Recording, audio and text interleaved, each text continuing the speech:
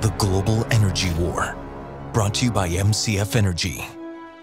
How much has the political backlash, thank you, to ESG investing had on you and BlackRock? I'm taking this very seriously. We are trying to address the misconceptions.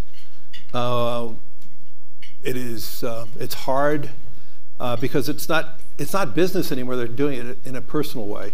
And in the first time in my professional career, attacks are now personal. They're trying to demonize issues. Oh, are the people whose lives you're trying to destroy, are they demonizing you? That's so sad. Joining me now, Connor Tomlinson, writer, presenter at lotuseaters.com. Connor, can you explain to people who've never heard the term before, what exactly is ESG?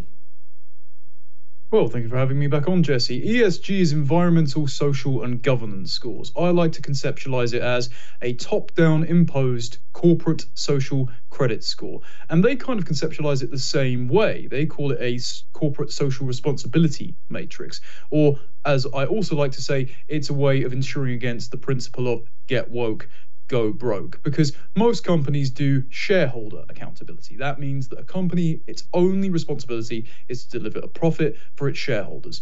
But Larry Fink over at BlackRock decided in a letter titled A Sense of Purpose that he sent to Harvard Law School that society had too much of a leadership vacuum. And what that really meant was the elected leader of the United States, President Trump, wasn't doing what the elites at Davos and in the UN wanted. And so he said, okay, what we need to step up and do is make so that the international institutions who aren't elected, the EU who are only partially elected, the American deep state who obviously aren't elected, and all of the companies that are the largest in the world need to cooperate into public-private partnerships for a whole of society approach to step into that leadership vacuum and tell exactly what us plebs, us consumers, us subjects of this new global government have to do. And the ESG, standing for environmental, social, and governance, are the three prongs of that new ethic that is being imposed on us by this corporate overlord system. So the environmental system, a great example of how that works, is BlackRock took up a 6% share in ExxonMobil. They were the second largest shareholder,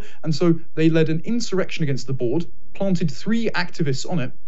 And that has meant that over the course of time, ExxonMobil have been investing less into fossil fuel exploration, constricting the supply of fossil fuels, making it more expensive for consumers in America, alongside the Biden administration obviously stopping that on federal land. So if you want to blame people for why your gas is so high, don't blame Vladimir Putin, blame Joe Biden and Larry Fink. The social responsibility angle, if you look at companies like Disney or Anheuser-Busch, they're investing in things like diversity ambassadors. This is the Disney executive saying that I have a not-so-secret gay agenda in putting queer characters in films, or Anheuser-Busch sponsoring Dylan Mulvaney, everyone's favorite Audrey Hepburn lookalike. The reason they're doing that is because they're trying to court one of the NGOs that is partnered with all of these hedge funds, and that is the CEI index that's from the Human Rights Campaign. And the CEI index makes it so that you have to sponsor things like transgender surgeries, have preferred pronouns, and put gay, lesbian, and bisexual and whatever other identities on your board. So again, you're hitting all the criteria of this woke social credit score. And even though it's really unprofitable, like with Anheuser-Busch, it's driving people away,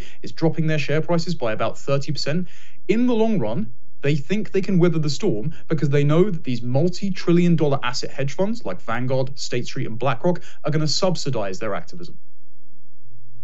Okay, can you explain this human rights campaign? So I'm running a corporation. I want to make money. I want everyone on my board. I want my shareholders to make money.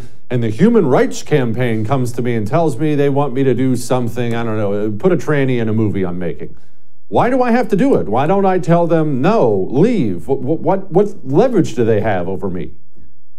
Well, it's twofold. So first of all, much like with the ExxonMobil people who thought, hey, fossil fuels is a great idea, that will actually make us money because it's the most prosperous fuel that we've ever created. Well, if you go against the board members who have been appointed by BlackRock, and BlackRock has been buying its way into pretty much every corporation imaginable. If you look up the lead shareholders in pretty much every company that we buy from these days, BlackRock's definitely on there. Well, because they have a say over the board members, they have a say over whether or not you stay on the board if you kick up a fuss. So most people either go along with the hegemony because they're true believers and they've been put on there by BlackRock, or they'll keep their head down just so they can go home with their pension at the end of the day and the rest of society decides to decay.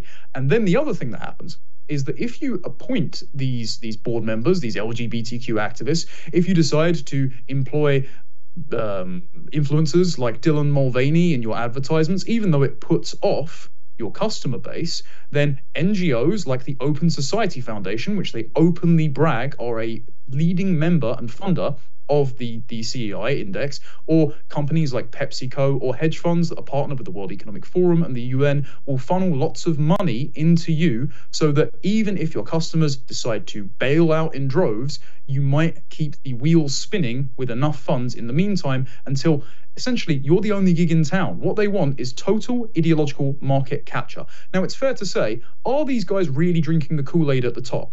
Are these people really bought into all of the intersectionality and all of the climate scaremongering? Well, it kind of doesn't matter in practice, because what ends up happening is if they are saying we're tying the money to this, then they have totally captured the market. And so that means it doesn't matter whether or not it's true believers. You have to be a true believer. Otherwise, you get iced out of buying from pretty much every company in America and around the world.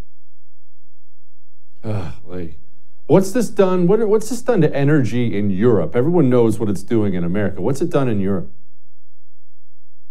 Well, the problem is with energy in Europe is that if we don't make our own gas, we're largely reliant on America for export. So the perfect example of this is Germany, as we all know right now. So in 2021, I wrote a paper for the British government saying that we should invest more in nuclear power and less in renewables. Because if we were to try and make the whole of Britain renewable, it would cost, by 2030, which is what the UN is recommending, it would cost £3 trillion, and that was before the record inflation we're currently seeing, and it would only meet 26% of energy demand. Now, if you try and imagine what would happen in America if they did that, and pretty much every country doing it at the same time, it's ludicrous and unachievable. So I said, okay, we want to invest in nuclear and not have the Chinese fund the nuclear as we currently have. And the British government went, okay, we'll take that on board and put it in a bill. What they didn't read was the rest of my prediction, was that the reason we need to invest in nuclear is because the Germans didn't. They decommissioned their last nuclear power plant this year, and if they had have invested all the money they would have put in renewables into nuclear, they'd be totally energy independent and wouldn't be getting the imports from Russia.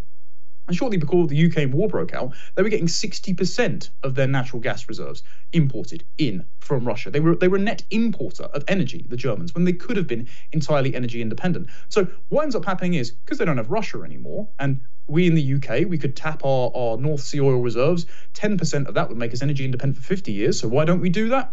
God knows. Instead, because the American petrodollar is the world reserve currency, at least for the meantime, we in Europe buy from America. Our share goes up. The problem is, if America, the American oil companies, are infested by ESG and are investing more in renewables and not expanding drilling capacity, and if President Biden on day one shuts down the Keystone XL pipeline, not just axing loads of jobs, but axing plenty of oil coming through states like Texas, and if he signs his fracking moratorium that he indefinitely extended, about 22% of all fracking happens on federal lands, that massively diminishes over the course of a year since he started his presidency, American oil manufacturing. Then you get to the state where, okay, a year later, when none of the new pipelines have been constructed, boom, Ukraine war hits. And as well, the interesting thing with Biden is when Trump had replenished all of America's strategic natural gas reserves, Biden decided in 2022, just as the Ukraine war nearly breaks out, he unleashes, what was it, about 18 million barrels? Now, not only was that only 3 days worth of operations in the States, but he decided not to give all of that to US consumers. Instead, he sold some of it off to Sinopec, China's state-owned gas firm, which Hunter Biden just so happened to have had shares in. So it's very interesting. What has happened is Europe has made itself completely reliant on exports, then imports rather. It then cuts its nose off to spite its face with Russia, so then it will go to the US for cheaper gas. And instead, the US has decided to go all in on this net zero madness. And the interesting thing about the UK, I'll use the UK as an example, electricity prices have risen by 66.7% in the last year, and gas prices 129.4% in the last year. We could be energy independent if we had better deals with America, but America isn't producing as much gas, and if we decided to do our own gas, but we haven't. And instead, we're going the exact same way as most of these energy companies are, doubling down on renewables that won't keep the lights on. You like what you just saw? Subscribe to the YouTube channel. The First TV has a YouTube channel. It's outstanding. Go hit that subscribe button now.